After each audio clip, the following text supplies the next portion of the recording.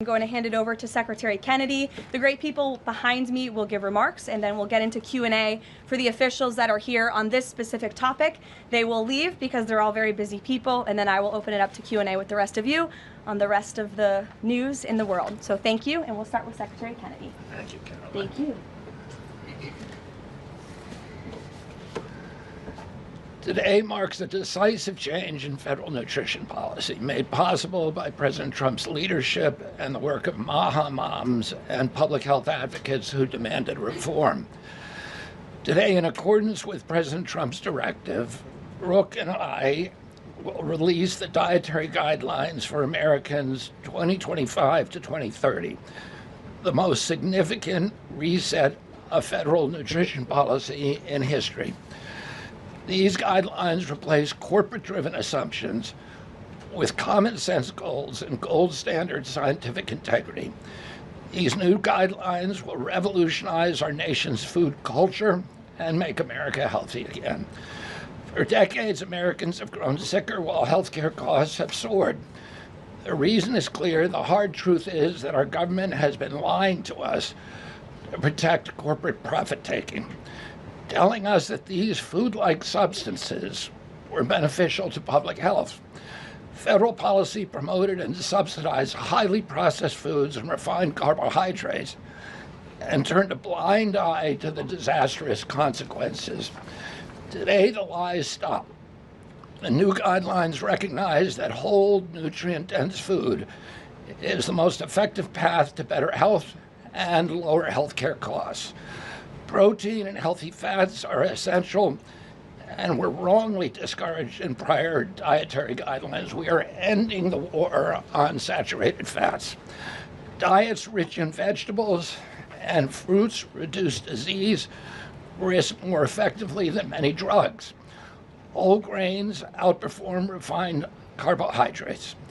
Added sugars, especially sugar-sweetened beverages, drive metabolic disease, and today our government declares war on added sugar.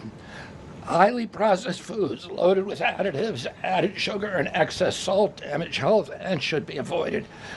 As Secretary of Health and Human Services, my message is clear: eat real food. Nothing matters more for healthcare outcomes, economic productivity, military readiness, and fiscal stability. The dietary guidelines shape dozens of federal feeding programs, including Head Start.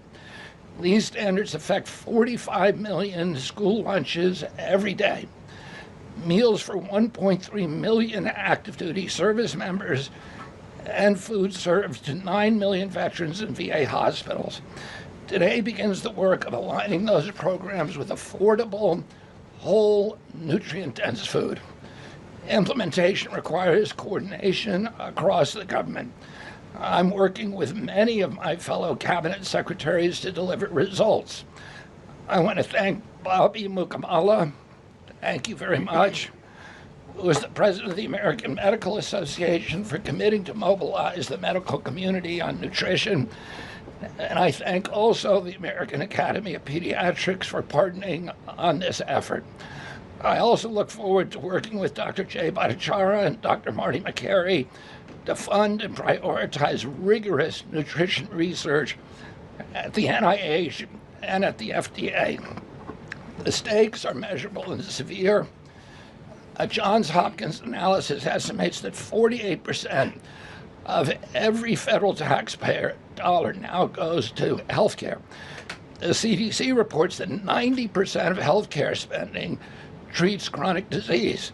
That means that 40%, 40 cents of every dollar that taxpayers pay in this country is going to treat diseases that could be averted through good food. The United States has the highest obesity and type 2 diabetes rate in the developed world.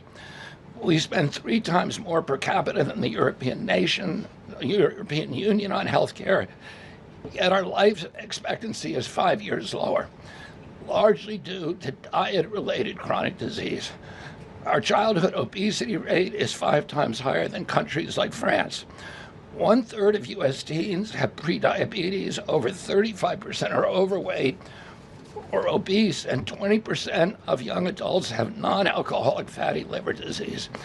77% of military-aged Americans are ineligible for military service because of diet-related conditions.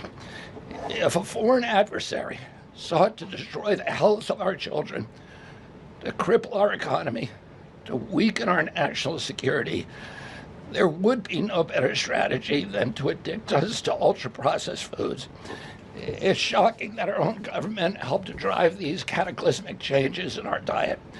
The damage is real, it is preventable, and President Trump has ordered it to end.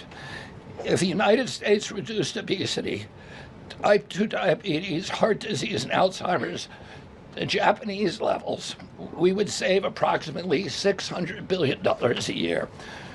About 50% of Medicare's projected long-term deficit, or $5,000 per family annually. Current policy worsens the problem. 42 million Americans rely on SNAP, where common purchases include sugary drinks, candy, and chips. 78% of SNAP recipients are enrolled in Medicaid, and 90% of Medicaid spending goes to chronic disease. These incentives raise healthcare costs and undermine health. This must change.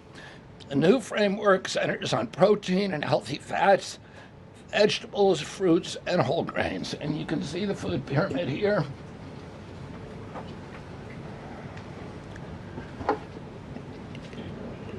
It's upside down, a lot of you will say. But it was actually upside down before, and we just righted it.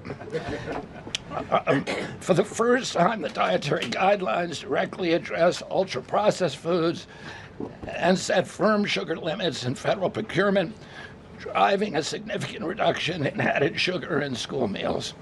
I want to thank President Trump for his leadership and the partners committed to ensuring that federal food dollars support real food and better health.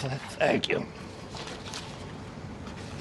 And I want to introduce my partner and friend, Brooke Rollins, who is an extraordinary collaborator on this. Thank you.